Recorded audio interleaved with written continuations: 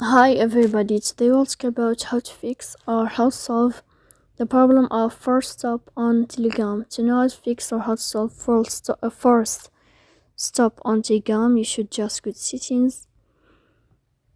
Here you can click apps, default apps, app settings. Then you will enter to the window or to the app of Telegram and you can click. Here in this page of app info, you will click on Forcestop and you can click OK.